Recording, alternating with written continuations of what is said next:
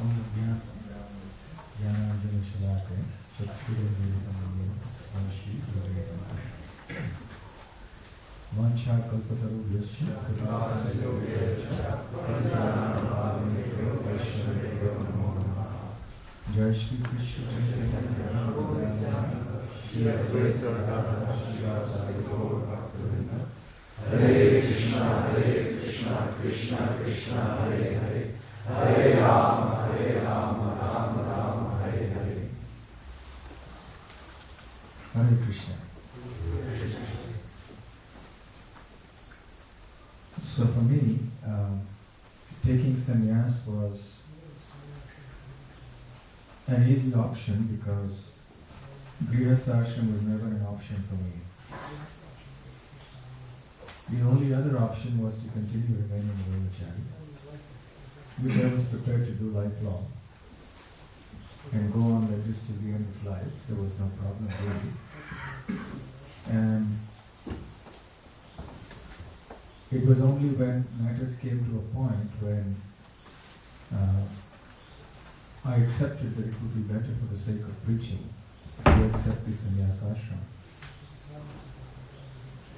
One of the problems with sannyas ashram is that one is given a lot of respect and one has a high profile and there is a lot of expectation and demand, and therefore there is a temptation that one may want to accept the sannyas ashram for the sake of prestige or for name and fame.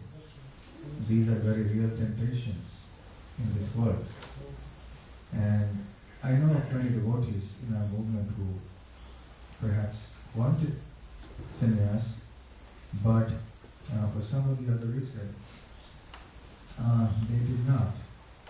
And those who are very much involved in preaching, for them it was essential to accept it, or not essential, but it was very helpful to accept it. When I looked at that point, I considered the matter for several years actually, because devotees have been suggesting to me for quite a few years that I should take sannyas, but I would never really consider that very seriously. I never would bring up the subject on my own. In fact, till today I never brought up the subject on my own. I always considered that sannyas is something that should be awarded. It should not be demanded or sought after aggressively.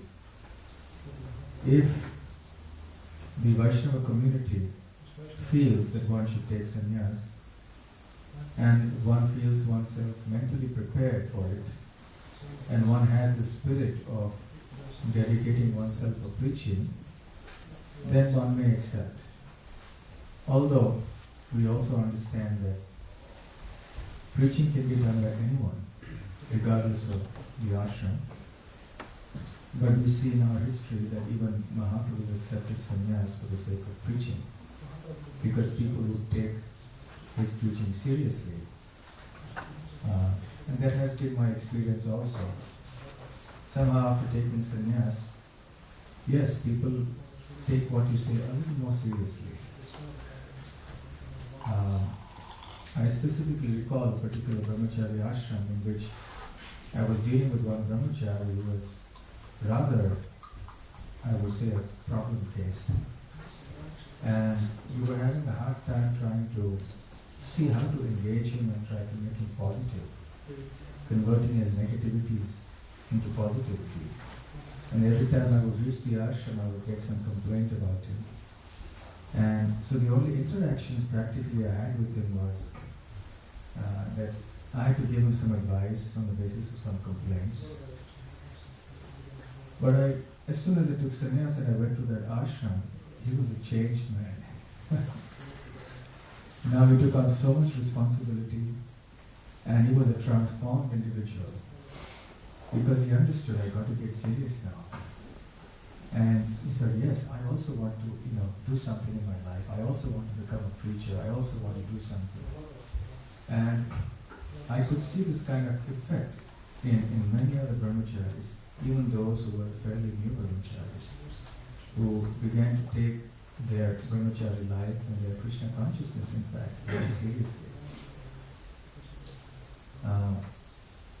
When I first went to Vrindavan, when I was asked to go to Vrindavan to become the temple president, this was in 1984. Actually, the proposals had been coming some years before that, but I had been saying no, because I knew what it meant to go to Vrindavan as a temple president.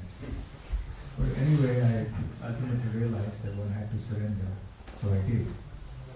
And at that time, there was a serious proposal that I should become a sannyasi and be a president so that people would listen to me. But I understood that, considering the Vrindavan situation and considering how management is in the modern day and age, that it would be better I remain a brahmachari, because it's better people criticize a brahmachari than they criticize a sannyasi. And I knew I would face a lot of that when I went to Vrindavan. So then I expressed this point. And also, yes, the others felt that the kind of situation that was there with heavy management responsibilities and all kinds of problems, perhaps it's not an ideal thing for a sannyasi to be in. So the matter was kept on hold. But I never really thought about it seriously, although it was always something that I would do at one point in time. But I scrupulously avoided ever bringing up the subject on my own. Although there were reminders time and time again, and many of our senior devotees even, including sannyasis, were always saying that. But I didn't consider seriously enough to bring it up myself. Finally, when things came to a point where I was asked, yes, now I think it's time to take sannyas, so then I agreed, I accepted. And personally, I feel that the preaching has been considerably enhanced as a result of this. I think now, because people take you a little more seriously than before, your preaching can be more effective. And the only thing is the extra part about the respect. That's something that has to be dealt with in a very Krishna conscious way. I was told the extra respect you will get will be not for you, it's for your danda. So the next time you see someone who's offering obeisances to you who didn't offer obeisances earlier, you can understand the obeisances are meant for the danda, not for you. So whatever respect you have earned as a brahmachari, as a preacher, that's your quota. Even that, of course, at another level is meant for the Guru Parampara all the way up to Krishna. But even otherwise, in general, it's meant whatever respect you have earned, credibility you have earned as a devotee, is up to that point. And the moment you get danda, it's because people are offering respect to the order of sannyas. This is Srila Prabhupada said that we should offer respects even to a Mayavadi sannyasi, although we differ with them very strongly in terms of Siddhanta.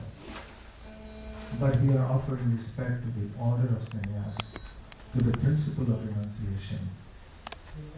So, personally, I have found in the few months that have elapsed since my taking sannyas, and in fact even before, from the time it became public that I would take sannyas, that the preaching has really been effective.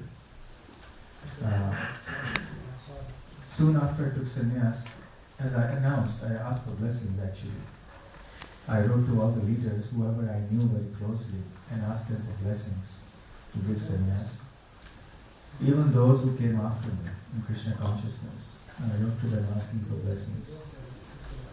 And mostly people were very forthcoming.